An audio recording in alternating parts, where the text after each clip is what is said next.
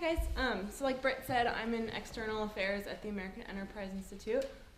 AEI is the oldest think tank devoted to increasing individual opportunity and expanding free enterprise. They work on a wide gamut of issues from a nonpartisan perspective, but I think you could aptly characterize AEI as being quite right of center. And I love it there. It's been a great experience so far. But full disclosure, this is my first nonprofit full-time job, so my trajectory is not as impressive as my fellow co-panelists. So I'm going to talk a little bit more about how I got my foot in the door, and then maybe give some pointers for people who are either interning or just newly out of college who might want to work at a think tank or a grassroots organization in DC or in the States. I participated last summer in the Koch internship program. I was in an unpaid internship out at IHS, the Institute for Humane Studies in Arlington, and I loved it there. I learned a lot, had a lot of chances to meet people in the organization and attend the wonderful happy hours that go on all over DC, where the good networking happens. So that's how I initially got connected to AEI. I had met a few staff members in passing and kind of heard about what they did. I was interested.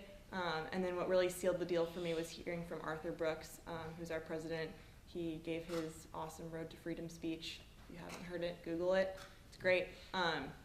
So that really drew me to AEI's mission and the values that they support and that they believe in were really what made me want to be there. So I came back this year and started with them full time.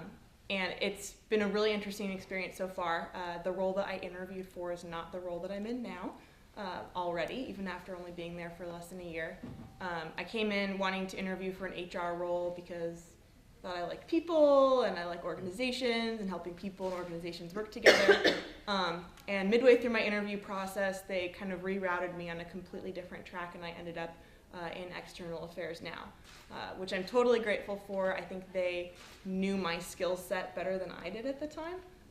So that's kind of my first piece of advice, I guess, is to really know what you're good at and what you enjoy doing. I kind of picked HR on a whim, and it ended up not being a great fit for me. So know who you are and what you're good at doing and what kind of work you like doing.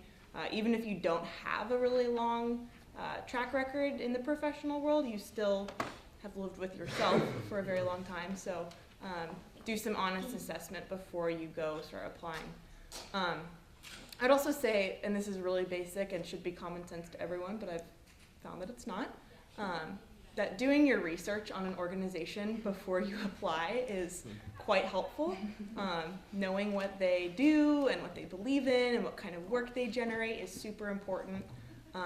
I came very close to bringing on an intern a few weeks ago, and the final question that I asked him in his interview was, what area of public policy are you most interested in?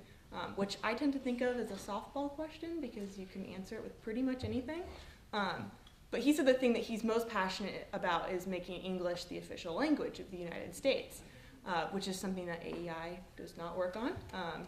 So there was kind of a gap between what he was excited about and what we did. And so while he was otherwise very qualified, it was pretty clear that he didn't have the same interests that AEI did. And so if there's information on an organization's website, you should probably know it generally before you come in. You don't have to read every single piece of research that they do, but understanding and being able to say their mission in your own words is just like minimum bar. Like you should be able to say why an organization exists and why your interests complement that mission well and how you can contribute to it. So that's kind of the biggest thing is knowing your own skill set and then also being able to explain how those fit into the organization that you want to be a part of. The other thing I would say is be ready to explain your story and not just your resume. There are a lot of good resumes in DC, and a lot of really talented people don't end up in the jobs that they want. And my opinion is that happens because they aren't explaining their resume in terms of who they are and what they've learned. They can list the line items on their resume very well, but they can't tell you much about how they've grown as an individual or what that experience taught them. So being able to explain your resume in the framework of SBOs, situation, behavior, outcome. So being able to tell stories about a situation that you were in where you faced a challenge, or you were working with a difficult coworker, or had to receive some negative feedback. That's the situation, and then the behavior is how you reacted and what you did in response to that situation. And then the outcome is how the story turned out and what difference was made because of your behavior. So being able to explain your story in those kinds of real human terms, tell your organization why they should hire you as opposed to another Princeton grad who may have a very great resume as well. So know how to tell your story and not just read your resume. And then I would say once you're inside of a nonprofit that you're really excited about, keep seeking institutional knowledge from people who have been there longer than you have. I've learned so much since I've been at AEI, and most of that has come from just knowing the products, paying attention to the research that our scholars are doing, and then also seeking out advice and just listening really closely to people who have been there for way longer than I have. So I think the word mentorship is a little bit overused and can be kind of vague and not super helpful, but I would say that it's really helpful to find role models in your organization who either do the job that you think you want right now, or you might want to get to someday, or just people who have a lot of knowledge to share, people who can give you advice on the organization and kind of their long-term goals, or give you advice on possibly next steps for your career. So be intentional about seeking out that institutional knowledge. It doesn't just get handed to you. You have to be pretty proactive to kind of stand out in that way.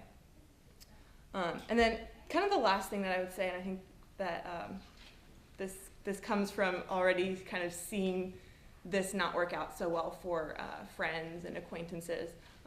Remember that you are a brand ambassador of your organization wherever you go. Not that that means you can't go out and have a drink with your friends and enjoy like the weekend, that's fine.